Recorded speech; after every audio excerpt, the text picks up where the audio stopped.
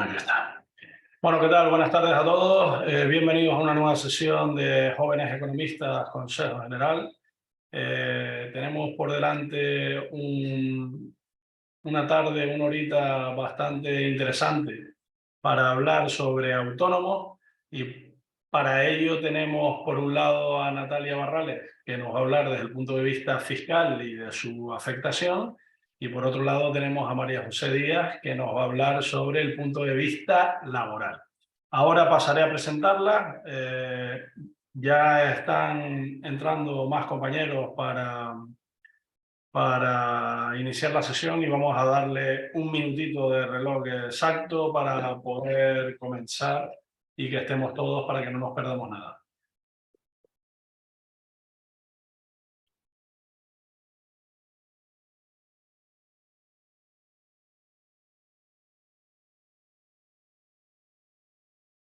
Bueno, aprovecho durante este minutito que van entrando más personas para refrescar un poco, porque hacía tiempo que no me pasaba yo por aquí, que me tocaba a mí presentar, digamos, para recordar que es la Comisión de Jóvenes del Consejo General de Economistas, y a donde pudiéramos esperarlos a todos y cada uno de ustedes y qué utilidades tenemos. Nos pueden seguir en redes sociales, Jóvenes Economistas, y también visitar nuestra web joveneseconomistas.es. De esta forma no nos perderemos ninguna acción formativa que cada 15 días tendremos sobre diferentes cursos. Hoy hablaremos sobre autónomos y su fiscalidad. Por otro, la siguiente, dentro de 15 días, concretamente el 14 de junio, hablaremos sobre Excel básico, una herramienta indispensable para el desarrollo de cualquier actividad que abarque un economista. Recuerden, todo aquel que sale de las facultades de Economía, Empresa y, entre comillas, Turismo. El 28 de junio habrá otra sobre informes periciales, y finalmente el 5 de julio temas a saber sobre el registro mercantil y concretamente qué se hace aquí, qué trámites podemos hacer como empresarios, como empresas. Hablaremos sobre libros oficiales, cuentas anuales, plazos y demás. Bien, una vez dicho eso, ahora sí que ya hay un grupo nutrido de compañeros y podemos empezar con la exposición de hoy. En una simple presentación, Natalia Barrales es compañera de la Comisión de Jóvenes. Su acento le denotará su lugar de procedencia, Granada. Y bueno, Natalia es graduada en Administración y Dirección de Empresas, máster en Asesoría Fiscal y miembro de la Junta de Gobierno del Colegio de Economistas de Jaén. ¿Vale? ¿Es Jaén o Granada? Ahora me quedé yo. De Jaén, de Jaén. Ah, es de Jaén, De ¿ves? Jaén, de Jaén. Bien, perdona. Y María José Díaz Viene es graduada social por el excelentísimo Colegio de Graduados Sociales de Santa Cruz de Tenerife, diplomada en Relaciones Laborales, grado en Relaciones Laborales, auditora sociolaboral y consultora en Garoé Travis Consultores. Sin más, yo estoy por aquí, les escucharé atentamente igual que todos los compañeros. Eso sí, les pido, hagan si quieren preguntas en el chat, y dejamos que ellas expongan la materia, y luego estamos 15 minutos de debate y les invitamos también a abrir cámara y a marcarnos sus inquietudes, ¿vale? Pues nada, Natalia, María José, gracias por su tiempo y aquí les seguimos todos muy atentamente. Bueno, muchas gracias a ti, Samuel, por la presentación y buenas tardes. Bienvenidos a todas y todos a estas secciones formativas que organiza la Comisión de Jóvenes Economistas del Consejo General. Y bueno, yo vengo a hablar un poco de los autónomos, aspectos generales sobre todo y fiscales, y dar unas pinceladas porque esto daría algo para hablar muchísimo, pero bueno, vamos a centrarnos en lo básico y en lo que es importante. Voy a compartir pantalla. Confirmarme que se ve. Creo que sí, que se tiene que ver. Sí, se ve perfecto, Se ve Natalia. bien, ¿no? Y Vale, ya está en perfecto. formato presentación, así que genial. Vale, perfecto. Pues empiezo. Vamos a empezar hablando sobre el alta como autónomo, un poco pues, el alta seguridad social y la agencia tributaria, aunque mi compañera María José, como ha dicho, se va a centrar en lo que es más en el tema laboral, hablará más de lo que es la seguridad social. y hablaremos un poquito de la figura del autónomo societario porque tiene algunas diferencias. Después pasaremos a hablar de qué formas se pueden calcular nuestros rendimientos. Hay dos tipos: estimación directa, que puede ser normal o simplificada, y luego está también el objetivo.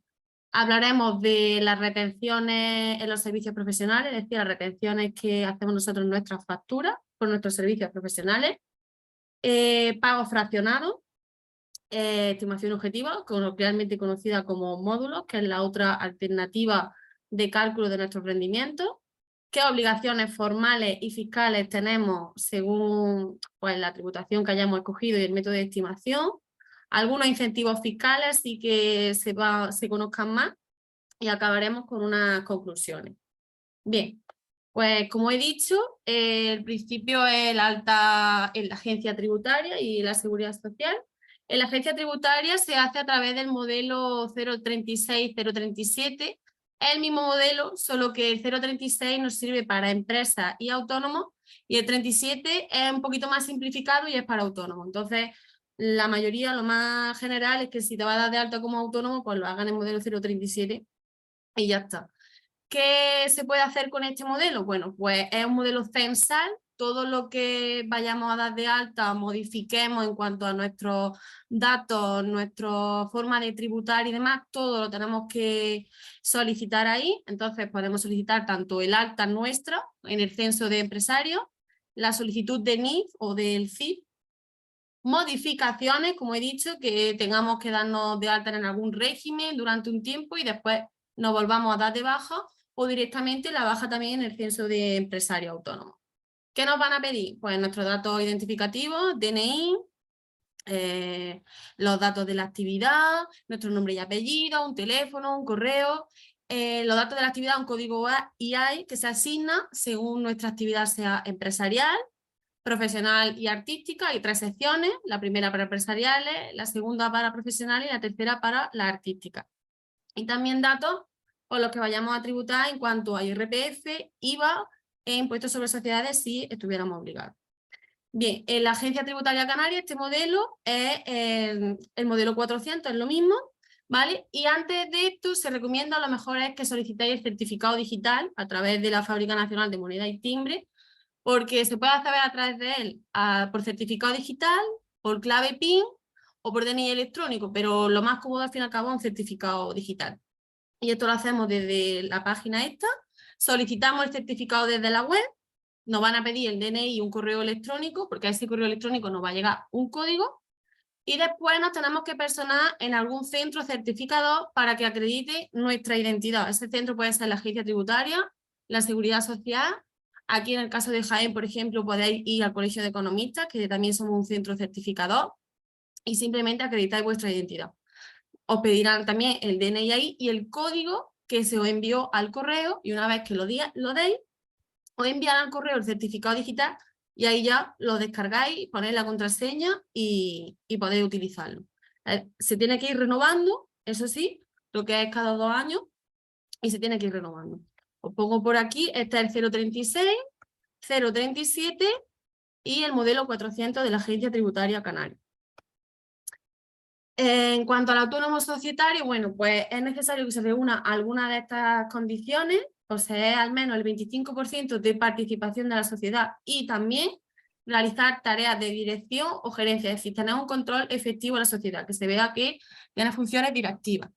También puede ser que posea el 33% del capital y tienes que trabajar en la sociedad, o si ni tienes el 33% ni tienes participación, con la relación de consanguinidad o convivencia con alguno de los socios que tenga el 50% del capital social, ya se consideraría como autónomo societario también. Bien, la retribución del socio administrador, evidentemente, tiene que constar en los estatutos de la sociedad y su salario puede ser a través de la empresa, facturando su servicio en una factura, o a través de una nómina que pague también la sociedad, y la retención en nómina sería del 35%.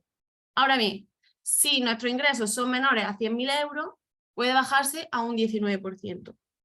Con el nuevo sistema de cotización de autónomos que se ha implantado para este año 2023, La cotización de los mismos va a ser según los rendimientos obtenidos, es decir, en base a una previsión que nosotros tengamos de ingresos.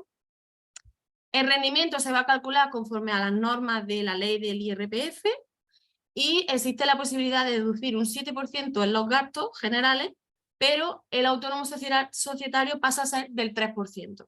Entonces, una vez que tengamos nuestro rendimiento de actividades económicas, tanto rendimientos del trabajo, que esos son rendimientos que obtenemos si trabajamos por cuenta ajena, y también rendimiento del capital procedente de la sociedad, y le hagamos esa reducción, ya sea del 7 o del 3%, podemos tener más o menos nuestra base de cotización y elegir el rango por el que vamos a cotizar. De todas formas, mi compañera María José luego profundizará un poquillo en el tema este de la base de cotización.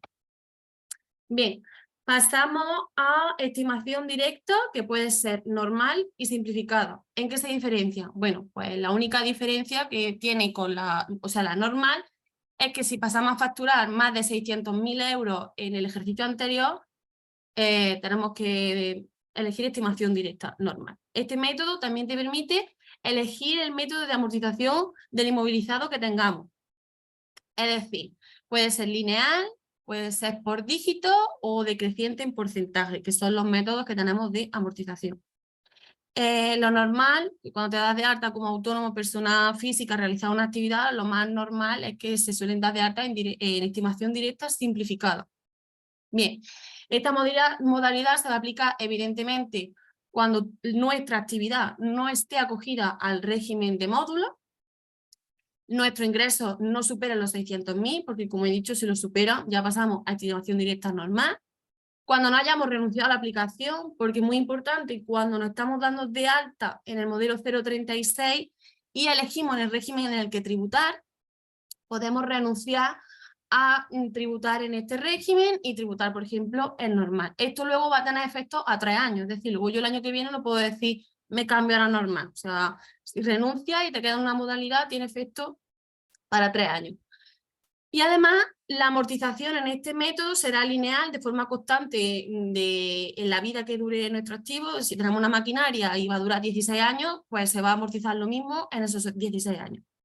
Y además, se nos permite deducir por provisiones y gastos deducibles el 5% del rendimiento neto con un límite de 2.000 euros. Esto no será así para los autónomos económicamente dependientes o aquellos autónomos que solo tengan un cliente vinculado. Se le pondrá una serie de requisitos para tener esos gastos de difícil justificación. Bien, ¿qué ingresos y qué gastos son deducibles? En esto la agencia tributaria, pues bueno, pone un listado, hay muchas cosas. Tenemos los ingresos nuestros de explotación, los ingresos por subvenciones, ya sean corrientes o de capital, que hayamos comprado algo y nos den una subvención para nuestro inmovilizado, autoconsumo de bienes y servicios, las variaciones de existencia, si tenemos existencias iniciales y finales y las finales son mayores que las iniciales, eso computará también como unos ingresos, y indemnizaciones percibidas de los seguros, que sean siniestros que hayan afectado a los productos que tengamos en nuestra explotación. Aquí os he dejado que se puede pinchar, se pincha y se accede a, bueno, pues la agencia tributaria en sus manuales nos dice los ingresos íntegros que computan y aquí podemos ver más detenidamente qué ingresos podemos meter. Del mismo modo, con los gastos deducibles, esto hay una amplia lista. Tenemos, por ejemplo, pues compra de existencia o consumo de explotación, lo más básico. Si tenemos, pues no sé, una panadería, pues la harina, serían nuestras compras de existencia, de nuestro consumo. Sueldo y salario, si tenemos a alguien a nuestro cargo, pues el sueldo y salario, la seguridad social, la cuota de autónomo, arrendamiento y cánones, pues tenemos alquilado nuestro local, pues no lo podemos deducir. Servicios de profesionales independientes, pues algún profesional que nos preste su servicio, ya sea por ejemplo de asesoría y demás, esto no lo podemos deducir. Reparación y conservación, que tienen que ser gastos para el sostenimiento del inmovilizado, es decir, no podemos meter un gasto que haya supuesto una ampliación de nuestro inmovilizado o que haya supuesto también una mejora de los mismos. Pero si es para el sostenimiento, para el mantenimiento, sí no lo podemos deducir. Los suministros. Los suministros es algo que puede abarcar mucha complejidad, porque bueno, los suministros de luz, internet, agua y teléfono y demás lo podemos deducir. Y luego está el combustible, que como veis he puesto el 50%, porque bueno, si tenemos una actividad y nuestro coche no está afecto a esa actividad, es decir, yo cojo mi coche y me voy a ver a un cliente, echo gasolina y después me deduzco ese gasto. Si nuestro coche no solo está afecto a la actividad, que también lo tenemos para usos personales, a Hacienda no le gusta que nos deduzcamos el 100% de la gasolina, porque luego es muy difícil de demostrar que ese viaje que tú has hecho efectivamente es para ir a ver al cliente y no ha sido pues para irte al cine o para irte de compra o cualquier cosa. Entonces, si vamos a meter el combustible porque hayamos ido a ver a un cliente y demás, y después ese coche también lo utilizamos para fines personales, la cuota de IVA que soportemos por la factura de la gasolina será el 50%. Ahora bien, en realidad tenemos un coche que está afecto a nuestra actividad, que 100% lo utilizamos simplemente para ir a ver a nuestros clientes y demás, y es necesario, en ese caso sí podríamos deducirlo. Pero como digo, es algo complejo, es algo después difícil de justificar de cara a algún requerimiento, y entonces mejor que nos deduzcamos el 50% y así pues nos quitamos un poco de lío. También serán deducibles las primas de seguro de los bienes y derechos que constituye nuestro inmovilizado. Si tenemos asegurado nuestro activo, nuestro inmovilizado será deducible. Otros servicios exteriores, pues como transportes, servicios bancarios, comisiones y demás, gastos por publicidad. Y al igual que los ingresos, aquí he dejado el enlace con todo lo que es deducible. Yo he puesto los más generales porque como veis hay aquí una amplia lista y cada uno va diciendo pues lo que es deducible y lo que no. Bien, es muy importante que los gastos que nos deduzcamos tengan una correlación con los ingresos, es decir, si ingresamos muchísimo pero gastamos muy poco, pues que tenga una correlación con ese ingreso, que deben estar bien documentados mediante una factura. Ahora en la siguiente diapositiva vamos a ver cómo sería un modelo factura. Evidentemente deben de estar contabilizados, no podemos meter un gasto que no esté contabilizado y ese gasto se debe imputar en el ejercicio en el que se ha producido y no antes. Es decir, yo ahora estoy haciendo mi declaración de 2022 y preveo que en 2023 voy a gastar tal y lo meto. No, tiene que ser en el año que se ha metido. Ahora bien, si por ejemplo está en 2023 y se está obligado a meter un gasto de 2022, tienes 4 años para poder deducírtelo siempre y cuando este gasto tampoco nos vaya a suponer una tributación inferior. Es decir, si me sale a pagar 500, pero con esta factura nueva que meto de 2022 me sale a pagar 300, mal. Bien, el contenido de la factura, pues el contenido de la factura tiene que contener el número, y en su caso si tenemos serie, la fecha de expedición, es decir, la fecha en la que mandamos la factura, la fecha de la operación, si es distinta a la de la operación, es decir, yo puedo hacer la operación hoy, y esa sería la fecha de la operación, y la fecha de expedición el martes de la semana que viene. Tiene que incluir el NIF, nuestro DNI o el CIF de la sociedad, nombre y apellido o razón social. Tiene que identificar el concepto bien aquellos bienes o servicios prestados, tiene que venir bien detallado, el tipo de IVA que aplicamos a la operación, si es normal, el reducido, superreducido o el 0%, y contraprestación total. Y si se produce alguna de las circunstancias como que tengamos inversión de sujeto pasivo o que estemos en el régimen especial de agencias de viajes, que hay regímenes especiales también para ello, o en el de bienes usados, eso lo tenemos que especificar también en factura. Evidentemente la forma de pago, ya sea en efectivo, ya sea por transferencia, incluido el vencimiento. Aquí, como veis, es un modelo así de factura, pues el nombre de nuestra compañía, la dirección y demás, el número de factura, fecha, código de cliente si lo tenemos, y aquí los datos de nuestro cliente.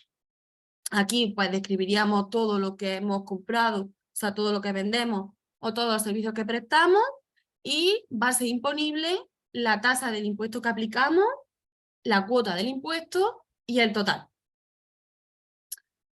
Luego, también tenemos ahora el trabajo desde casa. Desde la pandemia se ha aumentado mucho esta forma de trabajar y claro, luego existen dudas a la hora de qué te puedes deducir si al final estás trabajando en casa, tienes que estar 4 horas trabajando en casa y evidentemente la factura de la luz va a ser más alta.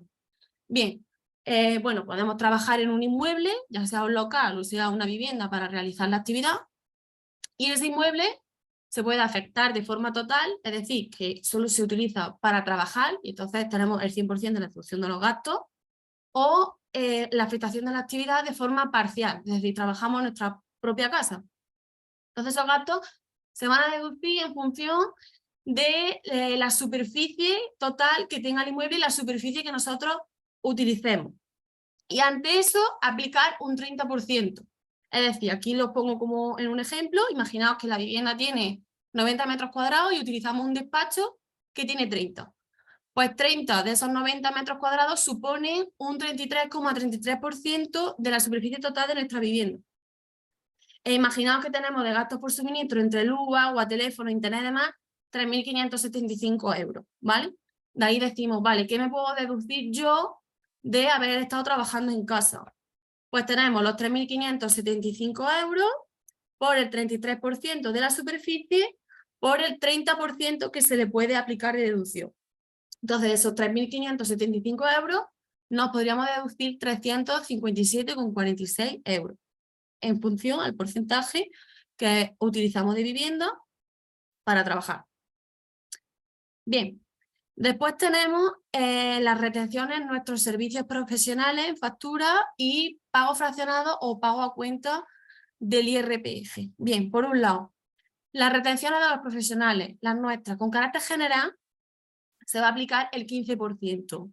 Ahora bien, el primer año de actividad y los dos siguientes, es decir, 3 años, podemos aplicar el 7%, pero esto está sujeto a unos requisitos y uno de ellos es que anteriormente no hayamos iniciado ninguna actividad, es decir, pues evidentemente es nuestro primer año de actividad y no lo podemos aplicar. Y también tenemos que comunicarle a nuestros clientes por qué vamos a aplicar ese 7% y que lo vamos a aplicar y que conste, ¿vale? Después hay determinadas actividades profesionales recogidas en el artículo 101 quinto A de la ley y el 95.1 del reglamento, que básicamente son personas artistas que desarrollan su actividad en las artes escénicas, audiovisuales y musicales, pero está sujeto a una condición y es que los rendimientos, los ingresos obtenidos de estas actividades tienen que ser menores a 15.000 euros y además esos ingresos representen el 75% de la suma de todos los ingresos que hayamos tenido por otro lado, sea de actividad económica o de trabajo, si lo hubiese, ¿vale? Tiene que representar más del 75%. Bien, después tenemos el pago a cuenta del IRPF. No sé si voy muy rápido, estoy intentando ceñirme a todo. Tenemos el pago a cuenta del IRPF, ¿vale? Este pago está obligado a todos aquellos contribuyentes que lleven a cabo alguna actividad económica, ya sea, y da igual el tipo de estimación por el que calculemos nuestro rendimiento, ya sea en módulo, perdón, sea en módulo o sea en estimación directa. Eso sí, si soportamos nuestros ingresos retenciones de al menos del 70%, es decir, que el 70% de nuestros ingresos estén sujetos a retención, no estamos obligados a presentar dicho impuesto. ¿Cuándo hay que presentar esto? Porque se hacen 4 pagos. Se hacen los 20 primeros días de abril, de julio, octubre y los 30 primeros días de enero. Coincide siempre también con el trimestre, es decir, con los demás impuestos. Bien, ¿y cómo se calcula? Y pone ahí, se calcula a origen.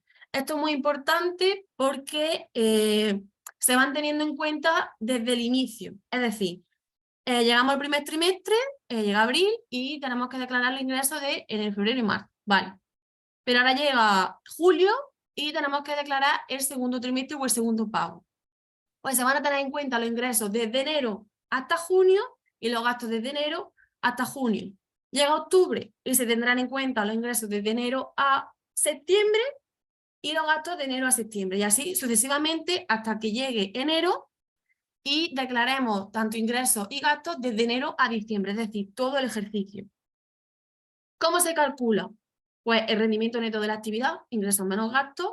Si esta recta nos sale positiva, se le aplica un porcentaje del 20%, nos saldrá una cuota, y a esa cuota le tenemos que restar los pagos fraccionados que hayamos tenido anteriormente. Por ejemplo, si estoy presentando el de octubre y en abril y julio he pagado, tengo que restar eso que he pagado, y también restamos las retenciones que vayamos soportando. Es decir, y con las retenciones pasa lo mismo, que no le he dicho. Si estamos presentando octubre, también se tienen en cuenta las retenciones desde enero a septiembre, ¿vale? Y eso nos da un pago fraccionado previo del trimestre. Después, si tenemos alguna actividad agrícola, ganadera y demás, eso va en otro apartadito y supone el 2% del volumen de ingresos, y también tenemos que restarle las retenciones e ingresos a cuenta. Y este pago fraccionado y este sumará lo que es la cuota que nos saldrá a pagar. ¿Qué pasa? Que luego cuando al año siguiente llegue la declaración de nuestra renta, hay una casilla que nos pone pago fraccionado. Ahí en esa casilla tenemos que meter todo lo que hayamos pagado anteriormente a cuenta de estos pagos. Es decir, a lo mejor me sale a pagar y con estos pagos pues me sale a pagar ya lo justo y menos. Entonces, que lo sepáis, que después en la renta esos pagos se tienen en cuenta. Bien, pasamos a estimación objetiva, conocida como módulo. ¿Cuándo podemos aplicar este método de estimación? Pues bueno, que la actividad que vayamos a realizar esté incluida en la orden que desarrolla este régimen. Hay actividades específicas que están recogidas para que se lleve a módulo, por ejemplo, café y bares, panadería, bollería, peluquería y demás. No hayamos renunciado al régimen, como he dicho antes, la estimación directa, podemos renunciar al régimen, y como pongo aquí, esto tendrá efectos mínimo hasta los 3 años siguientes. No hayamos renunciado ni estemos excluidos del régimen simplificado del IVA ni del impuesto general indirecto canario, porque si estamos en módulo, el IVA que vamos a presentar será por un régimen simplificado. Si estamos excluidos, pues evidentemente no podemos estar en módulo. Y también, muy importante, no llevamos a cabo otra actividad que esté en estimación directa. Es incompatible que estemos en 2 actividades, una por estimación directa y otra por módulo. ¿En qué supuestos de no aplicación? Es decir, ¿qué supuestos de no aplicación no se aplicará este método? Vale. Cuando el volumen de nuestro ingreso supere los 250.000 euros para el conjunto de todas las actividades que llevamos a cabo, sin tener en cuenta las agrícolas, ganaderas y forestales, ya sea a empresarios o a particulares. 125.000 euros para ventas a empresarios, es decir, aquí se tienen en cuenta solo las obligaciones por las que estamos obligados a emitir facturas, y si superamos los 250.000 euros para el conjunto de actividades agrícolas, ganaderas y forestales. Si se da alguno de estos supuestos de no aplicación, pues no podremos estar en módulo. Y también si superamos alguna de las magnitudes específicas que nos pone el módulo. Es decir, aquí como os pongo, los módulos pueden ser según el personal asalariado, la potencia eléctrica, las plazas, si por ejemplo somos un hotel, pues según las plazas que ofrezcamos, unidades de mesa, por ejemplo, el consumo de energía, la superficie del local, la superficie del horno, si estamos hablando de panadería o pastelería, longitud de barra en café y bares, asientos en transporte de personas. Dependiendo de nuestra actividad, tendremos unos módulos u otros. Aquí he dejado un ejemplo de cómo sería en el régimen simplificado, en el modelo de IVA, esta actividad en módulos. Como veis, tenemos módulo 1, no sé, puede ser personal asalariado, pues computa por 1,41 dependiendo de lo que tengamos. Y eso va a determinar un rendimiento. Módulo 2, igual. Módulo 3, imaginaos, 12 mesas, pues eso va a determinar un rendimiento. La suma es esta y se le aplica un porcentaje que normalmente pues, suele ser del 4%, del 3% o del 2%. Del 4% va a ser del 4% para actividades empresariales agrícolas y ganaderas, 3% si tenemos una persona asalariada, 2% si no tenemos a nadie. Se aplicará pues, por norma general. En obligaciones formales y fiscales, bien, tenemos los libros de registro obligatorios y la llevanza de la contabilidad. En el libro de registro obligatorio, si estamos en estimación directa normal, el módulo, se va a llevar de acuerdo al Plan General de Contabilidad, que será el libro de registro de IVA, donde tendremos que tener nuestras facturas expedidas y recibidas bien guardadas y llevar pues un libro de registro. En estimación directa simplificada, tenemos que llevar el libro de registro de venta e ingresos, compras y gastos y bienes de inversión si lo hubiera. Si tuviéramos inmovilizado y demás, pues también habría que llevar un libro.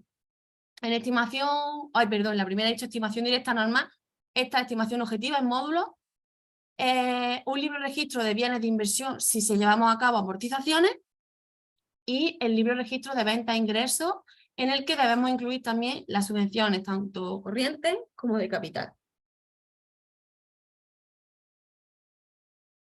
Perdona. La llevanza de la contabilidad en estimación directa.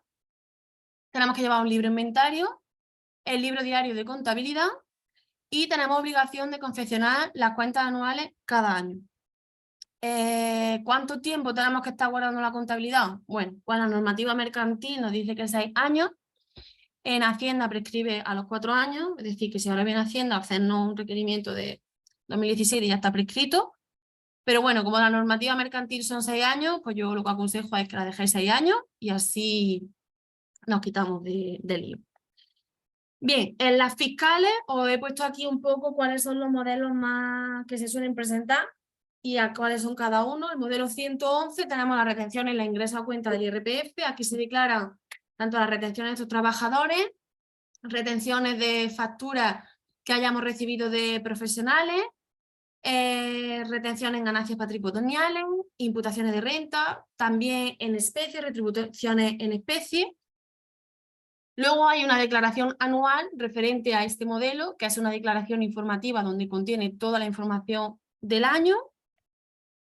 Tenemos aquí el modelo 130, este es el pago fraccionado del que he hablado, que a cuenta del IRPF, que son 4. Este es para el método de estimación directa y este es el método para estimación objetiva módulo. Como veis, aquí he puesto un ejemplillo de los módulos. Aquí se pondría nuestra actividad, el rendimiento que genera esa actividad y el porcentaje aplicable. Aquí se sumaría todo y nos daría el pago fraccionado del trimestre. Si tenemos actividades agrícolas, como he dicho, pues también tendríamos que poner aquí la información. Bueno, ni qué decir que si ese modelo nos sale negativo, no nos sale a pagar, se presenta en negativo y ya está, no hay ningún tipo de problema. El modelo del 115, que es la retención de ingreso a cuenta sobre arrendamiento o inmueble urbano. Aquí, por ejemplo, pues tenemos que declarar si nuestro local lo tenemos alquilado y soportamos retenciones. En este modelo es donde se pagan las retenciones que soportamos por el alquiler. También tiene su modelo informativo anual, que contiene pues toda la información del año. Bien, en cuanto al IVA, tenemos el modelo 303, que es la autoliquidación, también es trimestral, se presenta también el 20 de abril hasta el 20 de julio, 20 primeros días de octubre y los 30 primeros días de enero. Esto también va para estos modelos, que no lo he dicho, y para el 130, 131 y 111. La declarativa informativa se presenta en los 30 primeros días de enero del ejercicio siguiente. Bien, aquí tenemos en la Agencia Tributaria Canaria el modelo de IVA sería el 420. Aquí, como vemos, distinguen en régimen general. Aquí en el 303 incluye tanto régimen general como simplificado, ¿vale? Aquí el modelo 421 en Canarias incluiría lo que es el régimen simplificado, es decir, módulo. Tenemos también la declaración anual del IVA informativa, el modelo 390, y en Canarias el 425. También puede existir la obligación de declarar este modelo, el 347, que es para aquellas operaciones, tanto con nuestros clientes como nuestros proveedores que hayamos tenido en el año, que superen los 3.005,6 céntimos, 3.005 euros con 6 céntimos. Y en Canarias este modelo sería el 415. Si tenemos obligación de presentar el impuesto sobre sociedades, pues bueno, este es el modelo 200, que se presenta también en los 20 primeros días de julio. Y también existe un pago fraccionado, igual que existe para la renta, existe un pago fraccionado para el impuesto sobre sociedades, que se realiza en abril, octubre y diciembre. Y este pago fraccionado será un 18% de la cuota íntegra positiva que nos haya salido como resultante de realizar el impuesto sobre sociedades. ¿Qué pasa? Que nosotros hacemos esos 3 pagos durante el año y cuando llegue la hora de declarar el impuesto sobre sociedades y salga a pagar la cuota íntegra, esos pagos fraccionados van a minorar la cuota. En caso de que estos pagos fraccionados nos saliesen a devolver, podemos pedir la solicitud de devolución de lo que hemos pagado en el año anterior con estos pagos fraccionados. Bien, como incentivos así aplicables, que sean a lo mejor los más conocidos, tenemos una reducción por inicio de actividad en el IRPF, que tenemos una deducción del 20% de rendimiento neto durante los 2 años positivos y no se podrá superar los 100.000 euros para poder aplicarlo. Luego, los beneficios fiscales que tenemos en Canarias, tenemos incentivos a la inversión y la zona especial canaria, que establece el tipo impositivo del 4% en el impuesto sobre sociedades. Todo esto, digo, cumpliendo una serie de requisitos. También tenemos la exención del pago único en el IRPF, que podemos deducirnos el 100% del paro al capitalizarlo. Tenemos también una reducción para incentivar que se realicen algunas actividades. Tenemos deducciones en I+D, en inversiones cinematográficas, por creación de empleo, por creación de empleo también para personas discapacitadas, y otras. Esta, que es la que había comentado antes, el 5% por provisiones deducibles y gastos de difícil justificación, con el límite de 2.000 euros, y un 15% de cuota del impuesto sobre sociedades en el primer año positivo y en el siguiente si empezamos con el inicio de la actividad. Es decir, el primer año de inicio de actividad, que no lo pone ahí, podemos aplicarnos el 15% de cuota de impuesto sobre sociedades si es positivo. Bueno, pues ya como conclusión, por terminar, conclusión o recomendaciones más bien, lo primero que os recomiendo es sobre todo consultar la situación pues con alguien profesional, sobre todo porque al final nos va a orientar mejor y nos puede decir pues mejor qué beneficios podemos tener, por dónde podemos tirar, qué tenemos que presentar, plazo y demás. Es hacer un estudio de nuestra situación y también tener claro pues, qué actividad podemos desarrollar, prever más o menos qué ingresos vamos a tener. Muy importante, como había dicho, contabilizar los gastos para que nos los podamos deducir. No vale que no esté contabilizado. También ver si podemos hacer algún tipo de financiación o subvención. Ahí he puesto el kit digital que está ahora vigente, que es para autónomos y pymes. Y muy importante también pues, cumplir los plazos de la agencia tributaria para luego evitar sanciones y sustos. Y por mi parte, pues muchas gracias por vuestra atención. Me hubiera encantado poder seguir hablando mucho más extenso, porque la verdad que, como he dicho, da para hablar bastante y bueno, si tenéis alguna duda o cualquier cosa, pues aquí estoy para vosotros.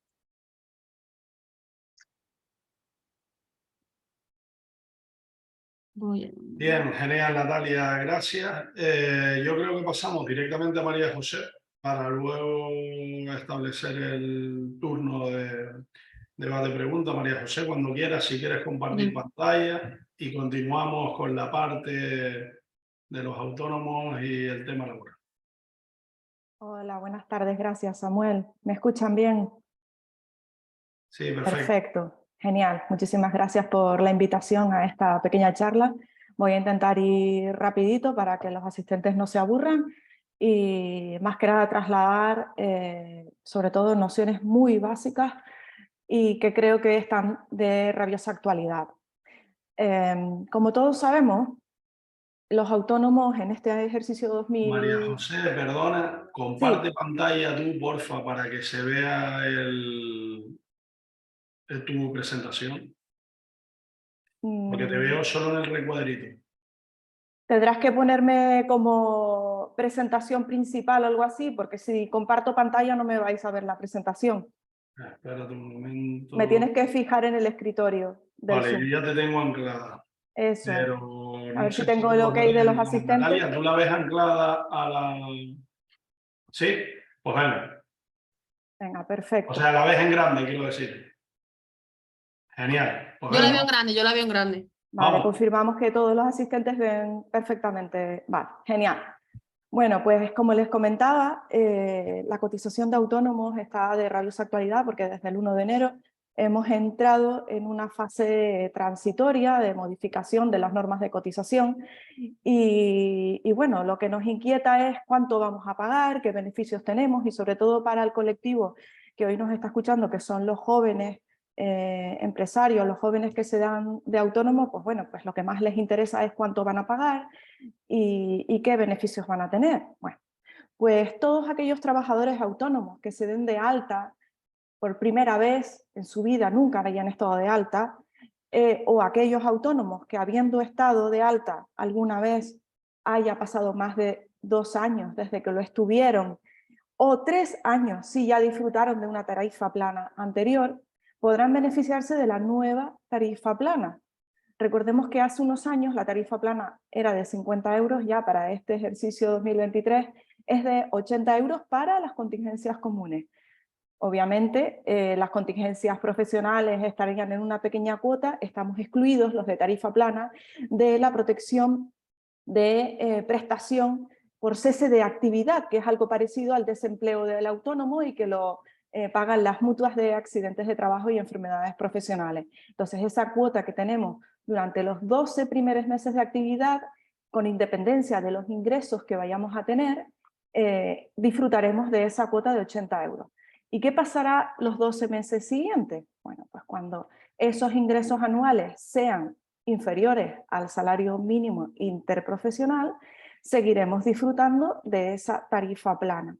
Pero aquí hay que tener en cuenta una cosa importante. No hablamos de años naturales, sino de 12 meses inmediatamente posteriores al alta. Es decir, si nosotros nos damos de alta el 1 de enero, los primeros 12 meses acabarán el 31 de diciembre.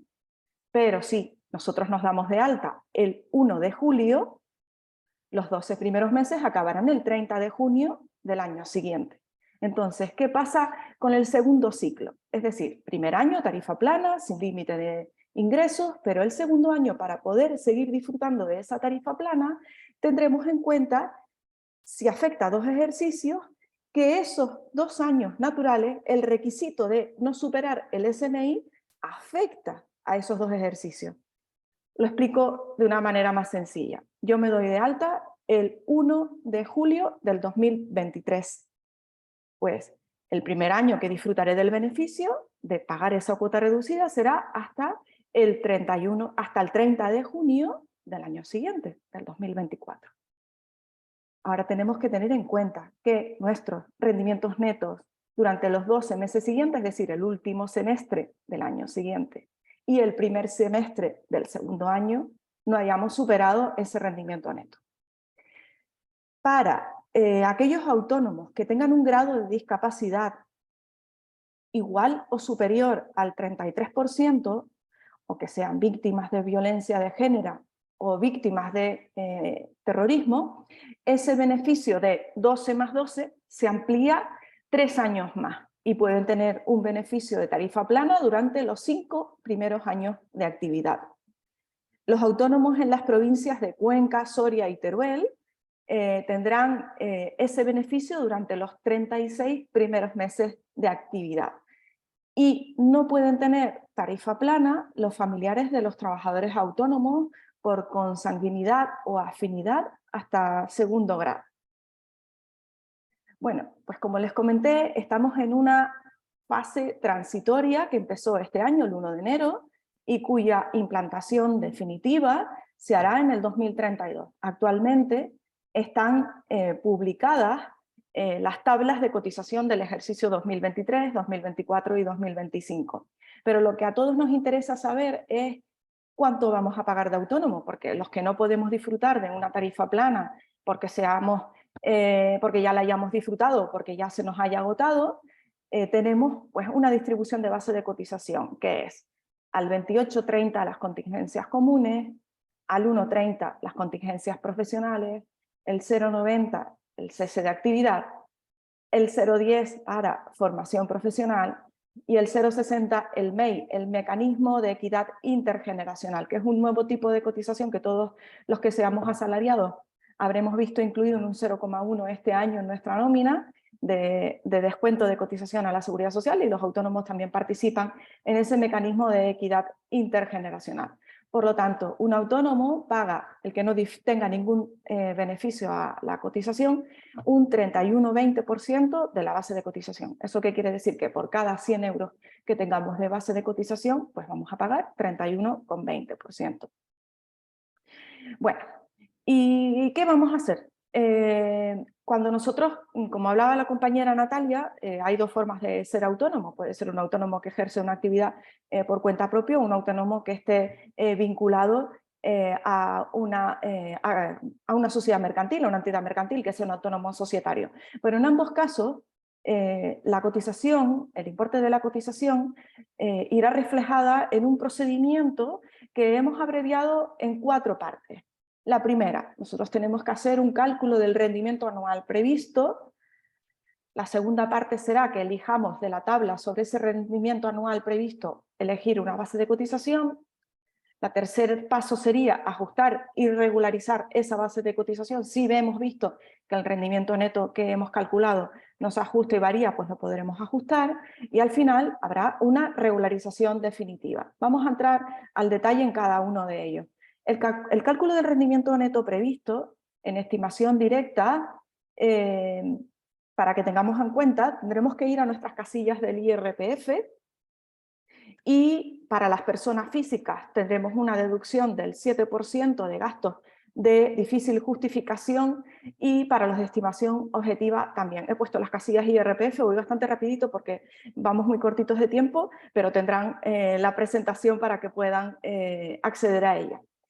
Pero para los autónomos societarios, esa deducción de gastos de difícil justificación baja de un 7% a un 3%. Tenemos que tener en cuenta que, ¿cómo es nuestro rendimiento neto previsto para la seguridad social, para calcular el tramo en el que estamos incluidos en función de nuestro rendimiento neto? No debemos tener en cuenta las cuotas de seguridad social. Es decir, que si nosotros tenemos nuestra declaración de IRPF, tenemos que ir a las casillas que hemos consignado, es decir, rendimientos netos más cuotas de seguridad social. En el caso de persona física añadiremos un 7% de gastos de difícil justificación, y para el caso de societarios un 3% adicional. Después veremos un pequeño ejemplo en un pequeño vídeo que he preparado, ¿vale? Esta es la tabla de este año. La tabla de este año puede suponer que en distintos tramos tengamos una misma base de cotización. Yo siempre le pongo el mismo ejemplo a todas las personas que asisten a mis explicaciones, y es el ejemplo de 1.300 euros. Imaginemos que tenemos un rendimiento neto de 1.300 euros y vemos que podemos estar comprendidos entre el tramo 1 y el tramo 10 de la tabla general. En este caso, vemos que podemos tener una base mínima del tramo 1 de 950 euros y una base en el tramo 10, pues que veamos mínima de 1.274. Entonces, estamos en una parte del cuadro verde, rendimiento neto; en la segunda parte del cuadro azul, base de cotización que vamos a elegir. Es una base totalmente voluntaria, siempre ajustada al rendimiento neto que hayamos calculado, y una cuota a pagar. Ojo, esta cuota no es única, es decir, hemos puesto en la tabla la mínima y la máxima, pero en medio de estas bases de cotización, pues dependiendo de la base de cotización que elijamos, pues habrá una cuota intermedia dependiendo del tramo en el que estemos incluidos. Como les dije, vamos a por un ejemplo. En este caso, vemos que tenemos unos ingresos anuales previstos de 60.000 euros y unos gastos anuales previstos de 40.000 euros. Tenemos que añadir, como les dije, la cuota anual de seguridad social del autónomo, porque eso no se considera gasto para la seguridad social, a efectos de calcular el tramo. En este ejemplo que yo les estoy poniendo, el resultado, el rendimiento neto, sería de 24.867,20. A esta cantidad le vamos a descontar, si fuera persona física, pues un 7% de gastos generales.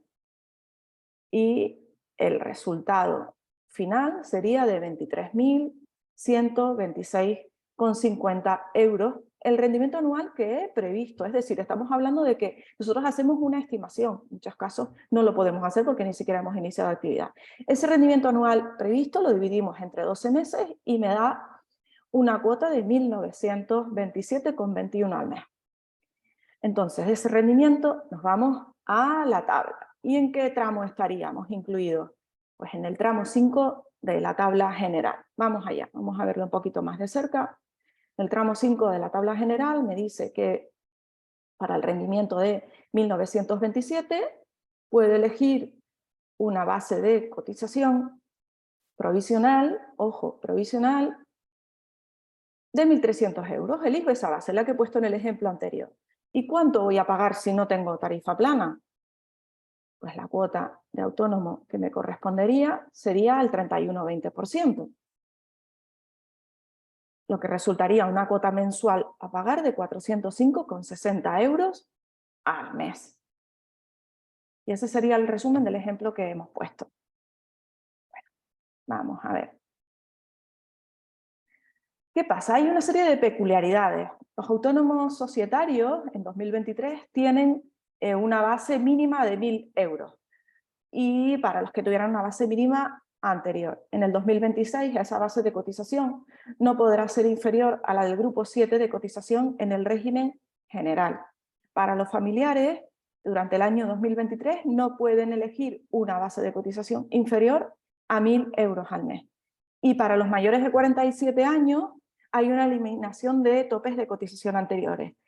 Con anterioridad a esta nueva normativa de cotización, los mayores de 47 años tenían limitadas las bases que podían elegir. Ahora, como estamos con una cotización por tramos, pues esos topes se eliminan y directamente vamos a rendimiento neto. ¿Y cómo ajustamos y regularizamos esos rendimientos si cambian? Es decir, yo puedo estimar que mi rendimiento y mi cuota es de 1.300 euros, pero puede suceder que me haya equivocado. ¿Qué plazos tengo para comunicarlo? Bueno, pues se hace hasta 6 veces al año. Puedo comunicarlo según el calendario que tenemos ahí. Durante el mes de enero y de febrero tenemos de plazo para comunicarlo que surta efectos el 1 de marzo. Y así sucesivamente, en marzo y abril podremos comunicar para que surta efectos el 1 de mayo. Actualmente, que estamos en mayo, pues tenemos hasta el 30 de junio para comunicar nuestro rendimiento para que surta efectos esa base de cotización a partir del 1 de julio. En julio y en agosto comunicaremos variaciones, no es obligatorio, es opcional, pero estos son plazos, para que surta efectos el 1 de septiembre. En septiembre y en octubre, para que surta efectos el 1 de noviembre, y en noviembre y en diciembre, para que surta efectos el 1 de enero del año siguiente. ¿Y qué pasa si hemos hecho esa estimación, pero esa estimación no ha sido correcta o ha sido correcta? Bueno, pues si ha sido correcta tendremos unas bases definitivas y si no hemos estimado bien, pues habrá una revisión. Si he cotizado de más, se hará una devolución de oficio hasta el 30 de abril del año siguiente de presentar el IRPF, es decir, nosotros presentamos el IRPF, tengamos en cuenta que estas nuevas normas de cotización son para el ejercicio 2023, con lo cual la declaración de IRPF la presentaremos el año que viene, y la devolución, si hemos cotizado de más, se producirá pues, en abril del 2025 aproximadamente. Si hemos cotizado de menos, hemos presentado la renta en junio de 2024, pues normalmente recibiremos una notificación, será una revisión de oficio, que será en septiembre-octubre de ese mismo año.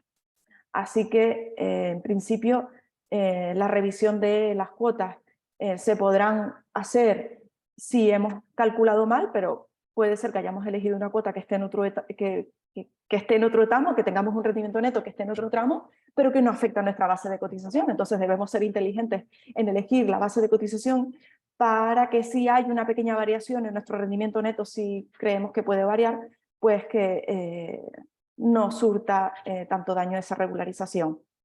Bueno, les he puesto 2 vídeos que podría saltármelos, pero sí quiero citarlos, no se los pondré completos porque vamos muy ajustados, pero hay una calculadora de simulación de cuota de autónomo para aquellos que quieran calcular cuánto van a pagar en función de la base de cotización.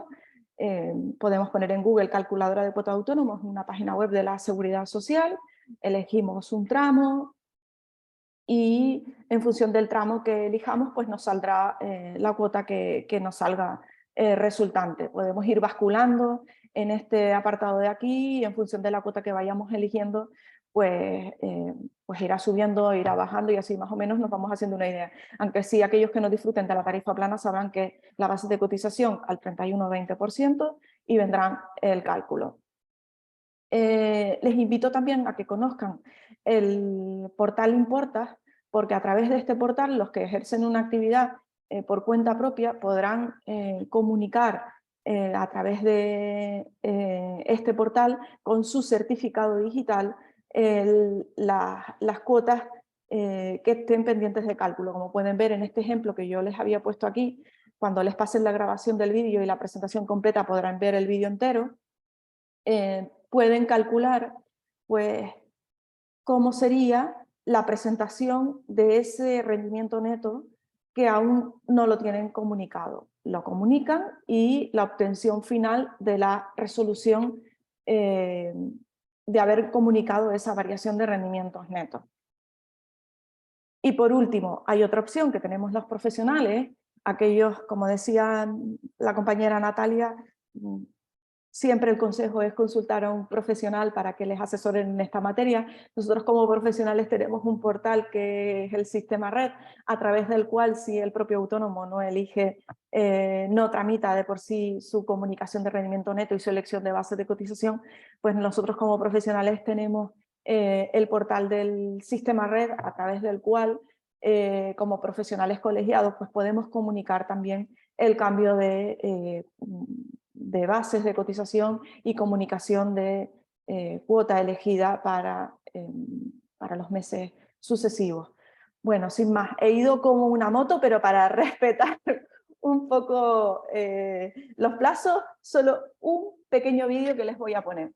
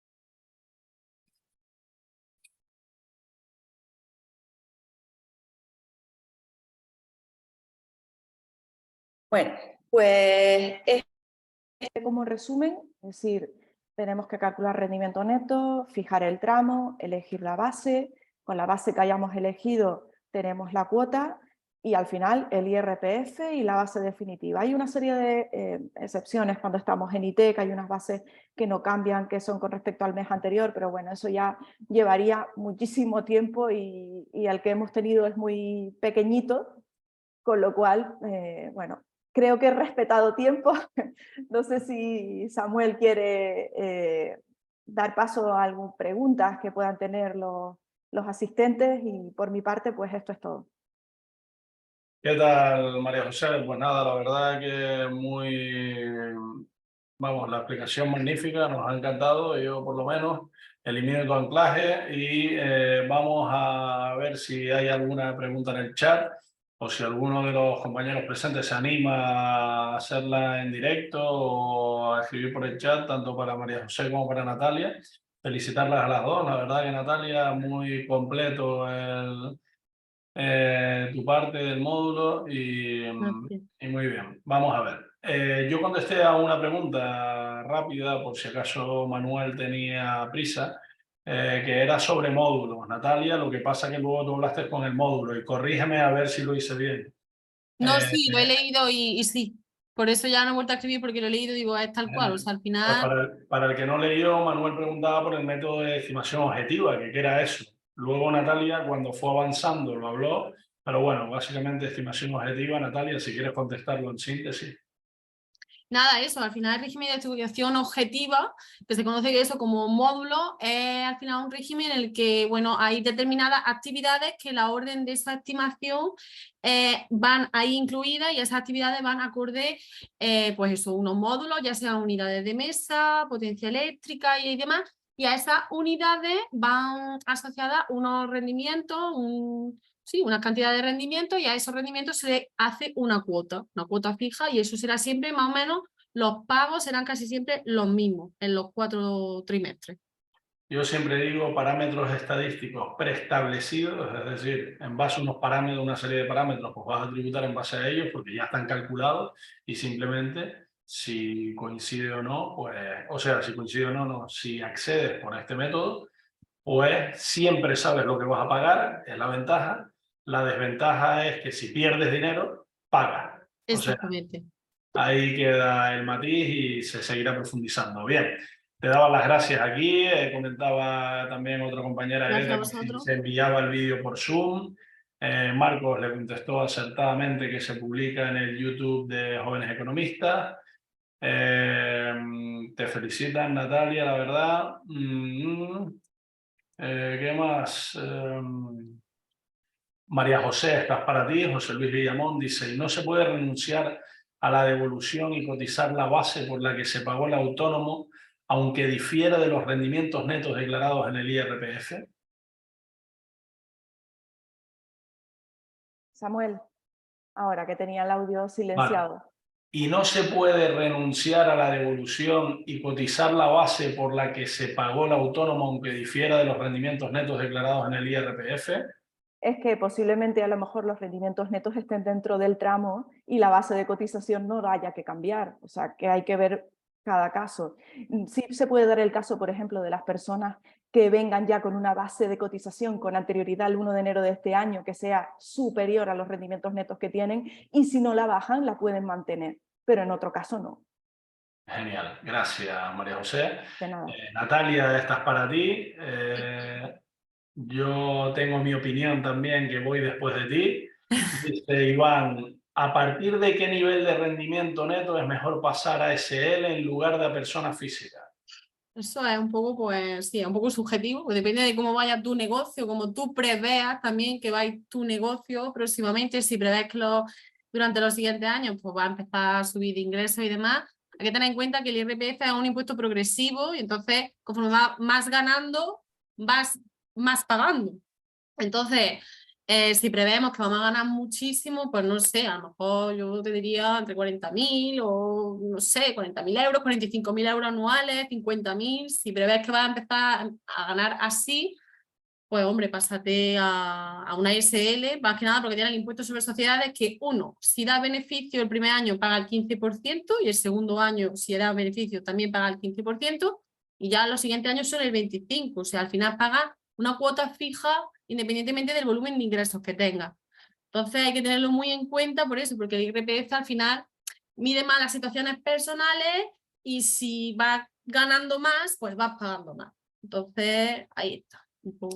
Yo aquí haría unos matices de diferenciación porque la verdad que la pregunta es siempre la habitual y la primera es, oye, tenemos que tener en cuenta algunas cuestiones. La primera, como persona física, en teoría respondes en base a todo tu patrimonio personal y con una SL en base al capital aportado, presuntamente. No vamos a entrar en matices. ¿Qué es lo que pasa? Bueno, existe una figura que se llama el empresario de responsabilidad limitada y a lo mejor cuando veamos el tema del registro mercantil en la última sesión, pues nos puedan hablar sobre esa figura, que eso significa para los casos en los que se decida ser persona física, proteges y salvaguardas tu patrimonio personal, al menos tu vivienda habitual, y con la ley Crea y Crece esto aumenta, es decir, hay nuevas particularidades. ¿Qué pasa? Que en muchos de estos casos es el habitual que las manos que operan o prestan el servicio son solo unas y cuando conformas una sociedad, las manos que operan y prestan el servicio siguen siendo unas. Si no tienes una, digamos, actividad económica como tal a efectos del impuesto sobre sociedades. ¿Qué quiero decir con esto? Que a lo mejor, como decía Natalia muy bien, oye, es que te baja un rendimiento muy alto en IRPF, pero cuidado, es que para evitar ese rendimiento alto en IRPF, si lo que haces es irte a constituir una sociedad, cuidado, porque los matices son importantes. Si toda actividad de esa sociedad limitada depende de tus manos, tú has constituido una sociedad para irte a un tipo de gravamen inferior, por tanto, no puedes hacerlo. Bueno, cuidado, puedes hacerlo, pero el coco probablemente esté bastante atento. Y lo del 15% tiene el matiz que, efectivamente, para entidades de nueva creación, 15% de tipo de gravamen durante los 2 primeros años con un resultado positivo, pero si vienes ejerciendo la actividad económica como profesional, Claro. no tienes el matiz de que quizá no tienes ese 15%. Claro, tienes que Entonces, iniciar la oye, actividad sí o sí. ¿en qué circunstancias normales? Ninguna es normal. Derivarnos a profesionales que nos puedan asesorar en todo esto, porque a nosotros se nos puede escapar algo como empresarios y evidentemente tenemos el tema de... Mira, Marcos añade, que lo podía hacer oral, dice, añadiría también el matiz de que somos economistas y existe la figura de la sociedad limitada profesional que va vinculada a nuestra operativa también. Pero Marco, también tengo matices para eso, los que diría cuidado también. ¿Por qué? Ejemplos, ¿no? Yo lanzo ejemplos porque son cosas que me han sucedido personalmente. Yo no lo veo. Y tú dirás, ¿por qué? Bueno, yo no lo veo para mí. Otro verá su historia. Primero, el rendimiento que hayas sacado de la sociedad limitada profesional ya te lo tienes que imputar a tu IRPF personal. Y segundo, si contratas empleados, los empleados, digamos, de una sociedad no son los mismos que los empleados de una persona física. María José nos puede hablar sobre ellos, efectos de una posible jubilación, por ejemplo. ¿Vale? Entonces, dependiendo de cada caso, pero agradeceríamos íntegramente que siguieran habiendo matices, porque así Natalia y yo y María José nos enrollamos aquí y aprendemos todos con este tema. A ver, decía también, ¿quieres añadir algo, Natalia, a María José? No, yo es la que tú dices, hay que estudiar bien la situación porque, bueno, si a rasgos generales, pues lo que tú has dicho, puede parecer muy goloso crear una sociedad, pero claro, tienes que tener en cuenta que al final, a ver de lo que respondes, qué es lo que tienes y evidentemente, pues asesorarte bien porque es que hay muchos matices y muchas cosas con las que nos podemos pillar los dedos, evidentemente. Mira, María José, otra muy interesante aquí. Bueno, querías contestar que abriste para esta parte. No, simplemente decir que en el aspecto fiscales tributarios, la diferenciación de un autónomo o sea, lo que es la tributación y lo que son los riesgos que pueda conllevar el patrimoniales, ¿no? Entre una cosa y la otra, son ustedes los expertos.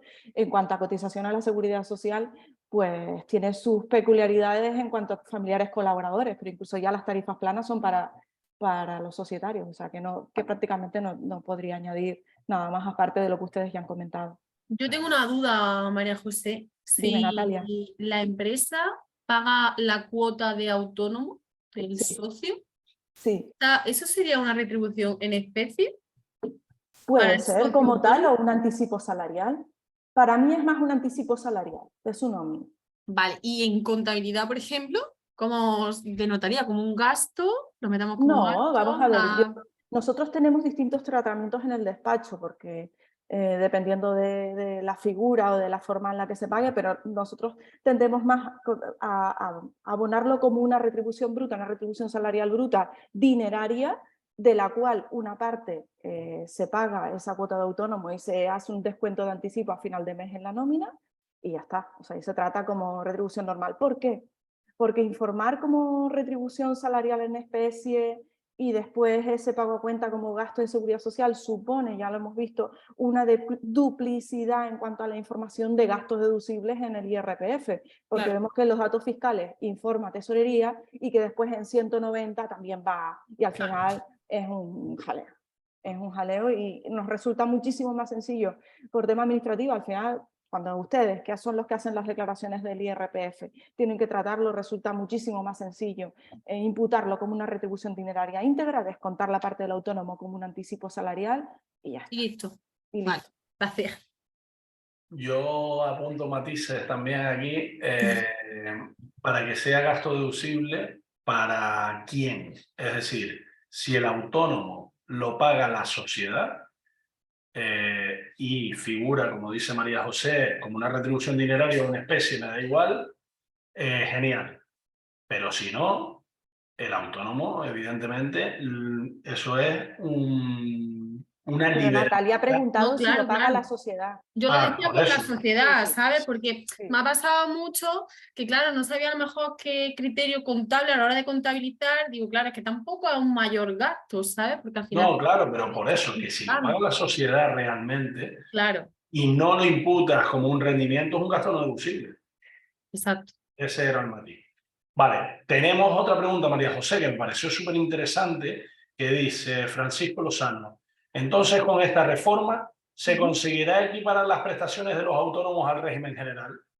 No, contesto yo ya que no. ¿Por qué? Porque si tienen oportunidad, voy a hacer una cosa rapidita. Voy a compartir otra vez la presentación. A ver, espera, vamos a hacer una cosa. Voy a compartir otra vez. Si me quieren fijar, voy a poner el cuadro. Voy a poner el cuadro, este que está aquí. Este cuadro, ¿lo ven, no? Vale, si ustedes se fijan, una persona... Espera un momento, María José, que te voy a poner otra vez en Vale, anclada, digamos, para que lo podamos ver en grande. Espera. vale. Es que como he tenido que ir Ahí tan está, ya rápido, lo tenemos. claro, pero es que Ya, como he ya tenido te que ir vemos tan en grande. rápido, no me he querido parar, porque yo en esta tabla me puedo pegar 1 hora explicando esta tabla. Entonces, a ver, no se van a equiparar las tablas del autónomo al régimen general. ¿Por qué? Lo explico. Porque un autónomo que tenga un rendimiento neto, vayan al tramo 12, de 6.000 euros, puede elegir una base de cotización de 1.633. Así de sencillo. Y una base de cotización máxima de 4.495 euros. O sea, no se va a equiparar. Es decir, ustedes saben ya que un autónomo, o sea, un trabajador de régimen general que tiene una base de cotización, o sea, que tiene un salario de 3.000 euros, cotiza por 3.000 euros. Un trabajador de régimen general que tiene una base de cotización de 1.500 euros, cotiza por 1.500 euros. Pero un autónomo que tiene un rendimiento neto, según esta tabla, de 6.000 euros, si le da la gana, cotiza por 1.600. O sea, a eso es a donde yo voy. Es decir, no. La respuesta es no. No sé si podría estar aquí discutiendo, se van ajustando cada vez más las tablas de 2024 y 2025. Se van ajustando un poquito más, pero no llegan a ser del todo una correlación de ingreso con base. Siempre hay una horquilla bastante amplia y puede ser que no corresponda al ingreso de rendimiento neto con la base de cotización. Genial, gracias María José. Y yo añado una pregunta, cuidado, no. El otro día leía, ayer creo que fue o anteayer, que solo, o sea, que había un error, digamos, no un error, un error de interpretación por parte de diferentes colectivos de graduados sociales y demás, por los cuales decía que la ley exclusivamente decía que tienes que cambiar en 2 supuestos concretos de forma obligatoria Sí, tu base de sí, cotización. ¿Puedes sí. explicar este matiz para que no se malinterprete? Bueno, Porque... pues inicialmente, porque de hecho todas las notificaciones que nos llegan a nosotros no son a través de reales decretos, ni de leyes, ni nada, o sea, nos llega a través del Boletín de Noticias Red, que ya incluso el Consejo General de Graduados Sociales cuestiona cuál puede ser el punto de obediencia que nosotros como profesionales colegiados podamos seguir, ese Boletín de Noticias Red, pero inicialmente se interpretó que todos los trabajadores autónomos tenían la obligación de comunicar su rendimiento neto. De hecho, en los vídeos que tengo colgados en la presentación, cuando entras en tu portal de Seguridad Social, te pone, tiene usted pendiente de comunicar su rendimiento neto, o sea, es que te lo pone. Entonces, se ha dado el caso de que dicen que solamente tienen esa obligación de comunicar el rendimiento neto previsto a aquellos autónomos que se dan de alta inicial. Pero ¿qué puede pasar? Que mi base de cotización esté muy por debajo de mi rendimiento neto y con el tramo que me corresponde y que hay una regularización posterior. Si bien es cierto que en la regularización posterior no hay recargos, ojo, no hay recargos si ingresamos en el último día del mes siguiente a haber recibido la notificación, pero si ingresamos después sí tenemos recargo, ¿vale? Ay, y cuestiones importantes, no lo dije, los autónomos, las altas, siempre previas, no tenemos... o sea, el día de alta como máximo tenemos que comunicarlo, porque si queremos disfrutar del beneficio de cotización, si lo presentamos fuera de plazo, perdemos el beneficio de cotización. Y no te oímos, ahora sí. Genial, digo, ¿no? Estaba aquí abriendo, gracias María José. Tenemos aquí una pregunta de Fran Moreno, que quería hacer una pregunta: que una persona física en estimación directa simplificada de agricultura, que en el ejercicio 22 ha superado 600.000 euros y ha presentado en diciembre del 22 el modelo 036 para cambio de estimación directa normal, ¿debe de presentar libros en el registro mercantil en el ejercicio 23? Sí, claro, debe presentarlo, más que nada porque lo que presenta en 2023 es lo de 2022. Entonces tienes que presentar la información en el método que tú estabas, que tú has dicho que estaba en simplificada. Pues tienes que presentar en 2023 los libros de esa estimación directa simplificada. Ya cuando estés en 2024, presentarás los de 2023, que serán otros libros diferentes. Pero sí tienes que presentar los libros en el registro mercantil. Cuando no estás obligado a emitir los libros en el registro mercantil como tal, es cuando estás en estimación objetiva o por módulo, pero sí, ahí sí está obligado a que, por lo que he dicho, a llevar un registro de la factura emitida y expedida. Pero en estimación directa, tanto normal como simplificada, sí hay que presentar los libros en el registro mercantil.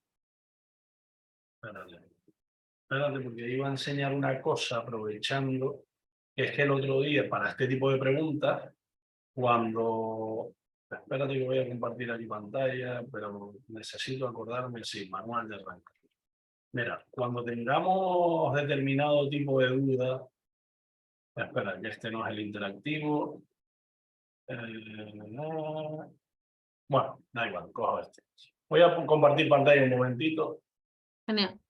Confírmeme, porfi, que se ve manual práctico de renta. Se ve. Bueno, pero espérate, porque esto no me gusta, porque si yo estoy aquí... Sí, vale. Mira, rendimientos de actividad, cuando tengamos algún tipo de duda o lo que sea, yo simplemente he puesto en la barrita de Google manual de renta 2022. Lo que estamos preguntando tiene que venir en la Biblia, que yo digo, ¿la Biblia qué es? Pues este manual. Entonces, por ir profundizando un poco, pues se va viendo, oye, qué tipo de... Pero es que este no me gusta. Espera un momento, voy a ir manual práctico, renta 2022, y este es el que quiero yo, el desplegable. Mira, y aquí tenemos, ¿ves? Lo que está marcado como en moradito refleja cosas que se han visto, digamos, ¿no? Y aquí en los rendimientos de actividades agrícolas, decía el compañero que estaba, Natalia, en estimación objetiva y pasó... Estaba en estimación directa simplificada y entonces... Y pasó a normal porque se pasó de los 600.000. Vale. Oye, ¿qué obligaciones tenemos en estimación directa normal? Pues tiene que haber un apartadito aquí en el cual haya un cuadro resumen, donde te dicen estimación directa normal, cómo calculas tu rendimiento, en qué forma lo haces. Aquí el tema que tienes es que pierdes el 5% de reducción, pero lo de los libros, yo no lo veo claro, porque, por ejemplo, para presentar libros en el registro mercantil, a mí me cogió con el tema de normal. En simplificada no estás obligado. Por ejemplo, nosotros en Canarias, sí estás obligado a presentar libros en el registro mercantil siempre y cuando hagas dotaciones a la reserva para inversiones en Canarias. Entonces ahí sí te obligan. Pero yo no tengo claro la pregunta que hacía el compañero, si eso, o sea, si tienes que hacer libros en el formato que exige la administración, tal, incluso llevar contabilidad, pero tanto como presentarlo en el registro mercantil no lo sé. Yo lo voy a seguir buscando mientras seguimos en el chat. Yo al menos lo que yo he visto, obligación de tal como decir, te presento mi libro diario de venta, ingresos, compra y demás, eso está hasta el 30 de abril, pero obligación real como tal no existe. Yo creo que no existe. No es obligatorio de si no lo haces te multamos, ¿sabes? Ahora, la cuenta anual es diferente, eso sí. La cuenta no es distinto, pero eso Pero ya... los libros, es decir, que no, existe la obligación, pero que no te obligan, por así decirlo. Pero hombre, si lo tienes, cuando te lo pidan, mejor. No, los pudieras llegar a presentar, porque los libros como persona física, sí lo que se hace es lo siguiente. Pues porque quieres dejar un reflejo de, aparte del gasto deducible, hacerlo público, pero bueno, no... De hecho, con el kit digital sí es obligatorio legalizar los libros y era obligatorio meterlo en el registro mercantil. Sí, pero Fran, yo creo que no los tienes que depositar. De todas formas, ahora lo termino de mirar. Pero hay otra pregunta, José Luis Guillamón dice, si no vas a reinvertir esos beneficios dentro de la sociedad, no merece la pena crear una sociedad por los requisitos formales que conlleva. Contabilidad, cuentas anuales, luego tienes que tributar por dividendos ya que estás igual que si fueras autónomo. Eso es lo que dirían nuestros clientes. Bueno, hay muchas más formas. Perfecto. O sea, más matizaciones que nos hacen en torno a autónomos y sociedades limitadas, o a estimación directa y sociedades limitadas. Francisco de la Gracia, Fran Moreno de acuerdo y demás. Bueno, pues ustedes si quieren compartir algo más, yo voy a terminar de buscar esto, que creo que no, pero con Yo te esto... diría eso, que no hay obligación de presentarlo, lo que es los libros y demás. Sí, las cuentas anuales, pero obligación de presentarlos como tal, no. Ahora, si tienes algún procedimiento en marcha o algo como lo que has dicho de Canarias, que te obligan a hacerlo, o ahora con el kit digital, que también tienes que hacerlo para tener una continuidad de la subvención, sí.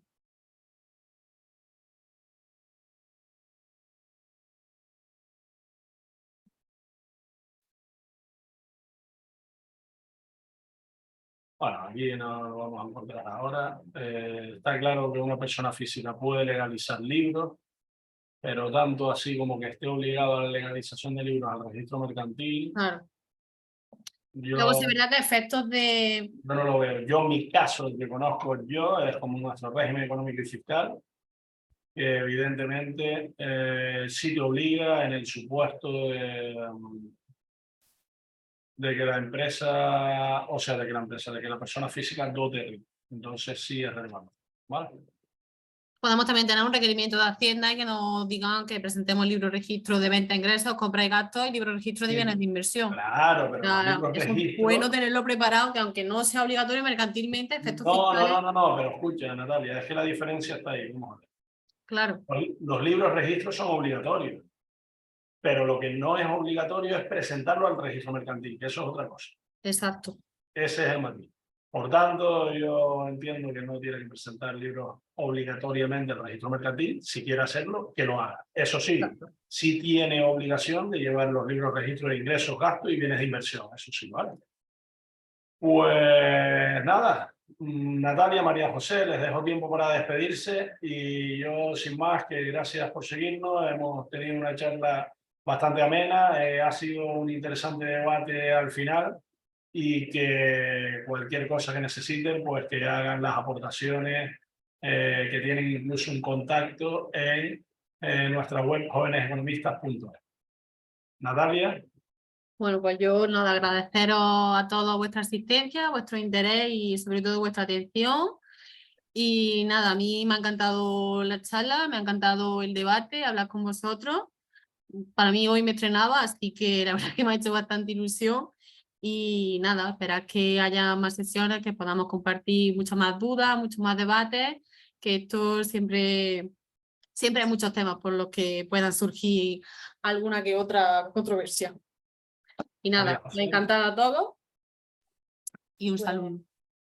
Pues por mi parte también agradecer a todos los asistentes su asistencia, su permanencia, el aguantarnos, el soportarnos, el explicar esto así como una cosa así como muy de sopetón, ¿no? Muy rapidito. Esto es una pequeña pincelada porque realmente esto merece mucho detalle, de cada punto, de cada cosita, habría que explicarla. Esto es simplemente, como decíamos, el epígrafe, ¿no? De la asignatura, pues algo parecido. Y bueno, pues invito a todos los que se hayan quedado con dudas que las trasladen a través de Jóvenes Economistas, a través del correo electrónico, si son de aspectos laborales que quieran trasladarme, pues que me los trasladen y yo los contestaré con muchísimo gusto. Un abrazo a todos y nada, que pasen una feliz tarde. Genial, como han visto hoy, los ponentes son muy del sur. El acento se nota. Pues nada, seguimos, nos emplazamos a próximas sesiones. Gracias a todos por su tiempo. Nos vemos en la próxima. Gracias, Samuel.